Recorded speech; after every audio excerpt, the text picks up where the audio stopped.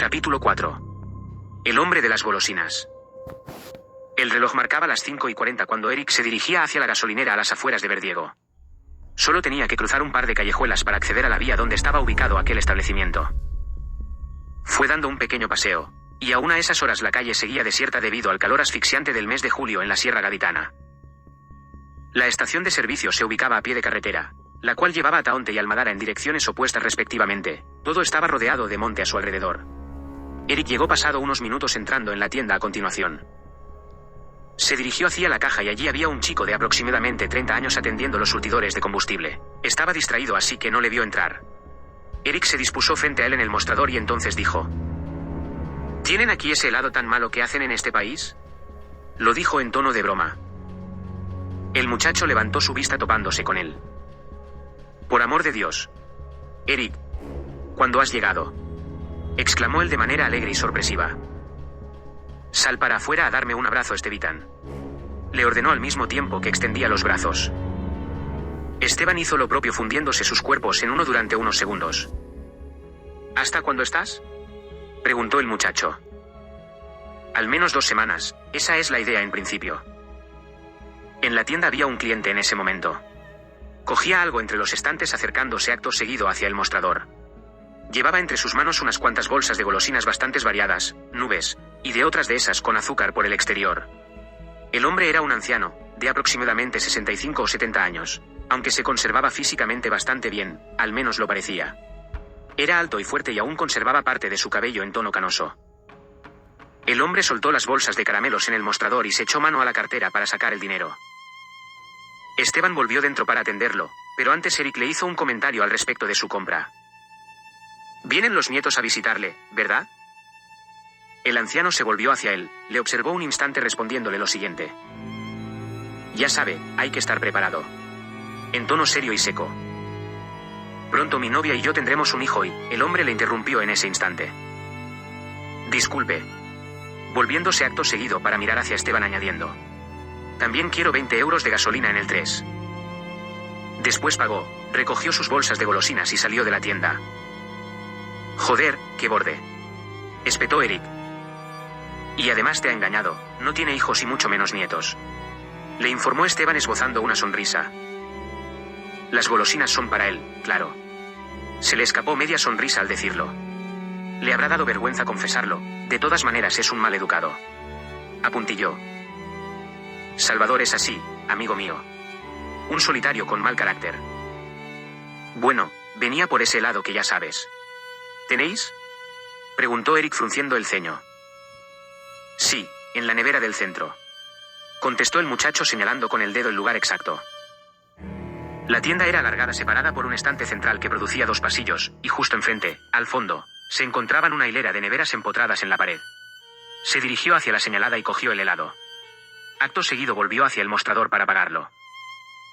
Oye Eric, ¿qué te parece si esta noche nos damos una vuelta por Almadara? Han abierto un nuevo garito que sé que te va a gustar.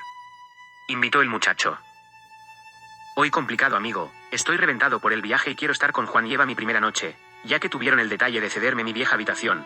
No sería bonito desaparecer así a la primera de cambio. Le informó. Tienes razón. Lo dejamos para otra ocasión entonces, ¿no? Claro que sí, eso ni lo dudes.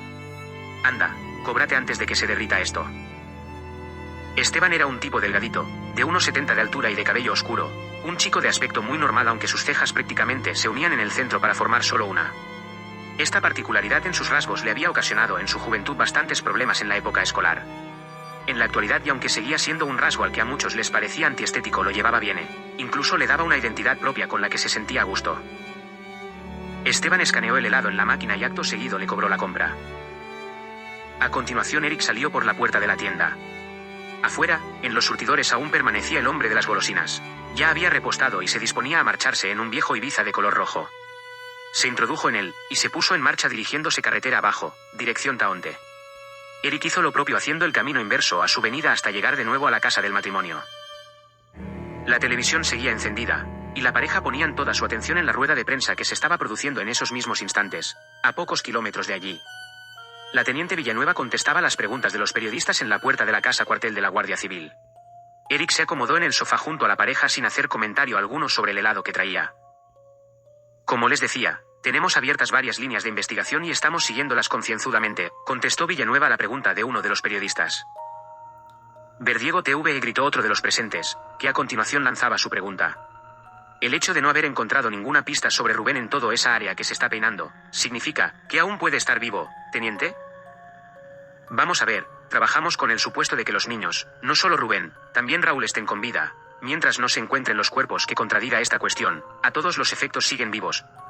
Explicó matizando su respuesta con respecto a los dos niños. ¿Creen ustedes que los dos secuestros son obra de la misma persona?, preguntó otro periodista. Este pertenecía a la radio. Es lo más probable.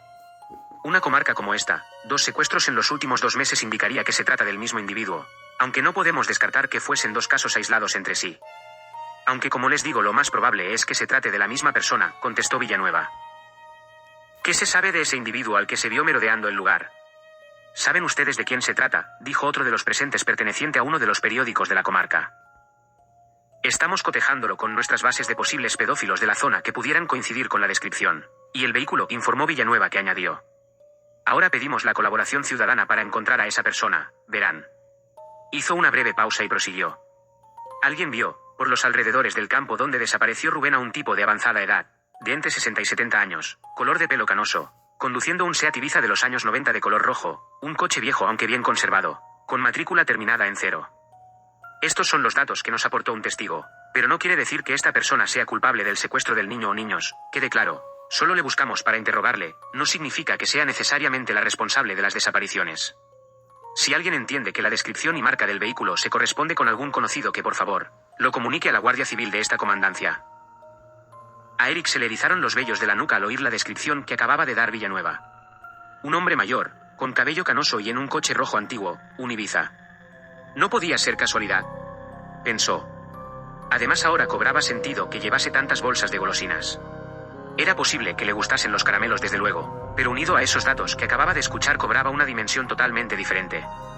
Su actitud antipática, ser un solitario, y tener la descripción y el vehículo con el cual habían visto al merodeador, era demasiada coincidencia. Sintió un pinchazo en el estómago, como una intuición convertida en certeza. Sin saber exactamente cómo, en su interior sentía que ese tipo tenía algo, si no todo, que ver con las desapariciones de los niños.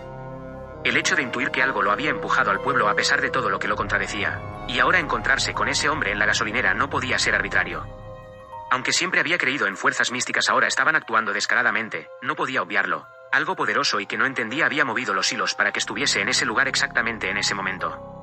¿Pasa algo, Eric?, dijo Juan al ver su rostro en estado de descomposición. No, mintió. Es que este tema me ha afectado más de lo que creía.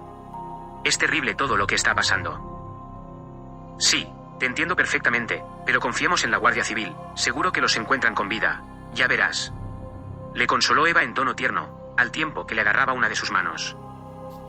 Perdón, tengo que volver a salir, me he olvidado de algo en la tienda. Se excusó. Comeros el helado, pero guardadme un poco, lo dijo en plan nervioso y mientras se incorporaba del sofá. ¿Seguro que no pasa nada?, insistió Juan. Seguro, tranquilos, de verdad, estoy bien. Tenía que volver a la gasolinera. Esteban le conocía y necesitaba comprobar el único dato que no sabía, el final de la matrícula de su coche. Si coincidía con un 0 estaría seguro de que el hombre de las golosinas estaría relacionado con todo esto, y si era así, acto seguido iría al cuartel de la Guardia Civil para comunicarlo. Sabía que el tiempo corría en contra de los niños, no podía perder ni un segundo, pero antes de ir a las autoridades necesitaba confirmar ese dato. Había decidido de momento no contarles nada a la pareja para no preocuparles sin motivo, pero algo le decía que esa matrícula acabaría en 0. Ese tipo de intuición le había acompañado siempre en su vida. Eric pensaba al respecto, y aunque no se consideraba una persona religiosa, creía que algo poderoso del universo se ponía en contacto con nosotros mediante presentimientos e intuiciones. Estaba convencido que era la voz de Dios, pero no el Dios que nos habían contado, aunque en realidad daba lo mismo cuando se trataba de unas fuerzas todopoderosas que nos guiaba y nos protegía. Se le podría llamar así como algo metafórico, aunque no creía en la figura de un ser celestial. Este tipo de intuiciones le había ayudado a lo largo de su vida desde el orfanato. Como si fueran avisos que Eric siempre tuvo en cuenta, actuando en consecuencia. Lo sentía en su interior tan fuertemente que no lo cuestionaba. Pensaba que a todos nos pasaba igual, con la diferencia que algunas personas lo obviaban y no seguían ese instinto al no darle demasiada importancia. Creían en la buena y la mala suerte y en las casualidades. Sin embargo, Eric estaba seguro de que todo eso era parte de un plan del universo para con nosotros, y todos los acontecimientos que nos ocurrían, ya fueran cosas buenas o malas, eran necesarias, tenían un motivo, pero al estar fuera de contexto no podíamos entenderlo, aunque algún día, al final de nuestra vida, podríamos ver todo el conjunto y comprobar dónde nos habían llevado, verificando de esta manera que eran fundamentales. La vida no era más que un aprendizaje para acceder a otro nivel en el futuro, a otra vida. Así lo creía, algo en su interior le daba una certeza absoluta de ello.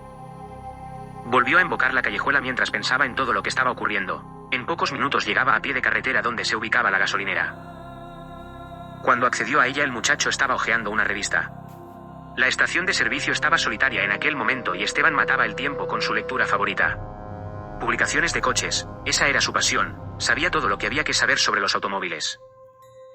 Esta vez lo vio llegar, lo hizo de manera apresurada. «Eric, ¿has cambiado de idea?», dijo excitado.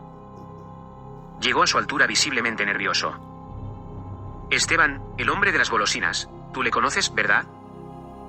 «¿A Salvador?». «Sí, claro, de toda la vida». Se respondió a sí mismo. «¿Por qué?», dijo intrigado. Eric evadió en principio la pregunta y reformuló otra para el muchacho. «El coche que tiene es un Ibiza, ¿no?». «Sí, un Seat Ibiza del 92, una antiguaya, pero lo tiene nuevo», peritó el chico. «¿Qué pasa, Eric? ¿Por qué me haces estas preguntas sobre Salvador?». No entendía nada. «¿Qué número de matrícula tiene?».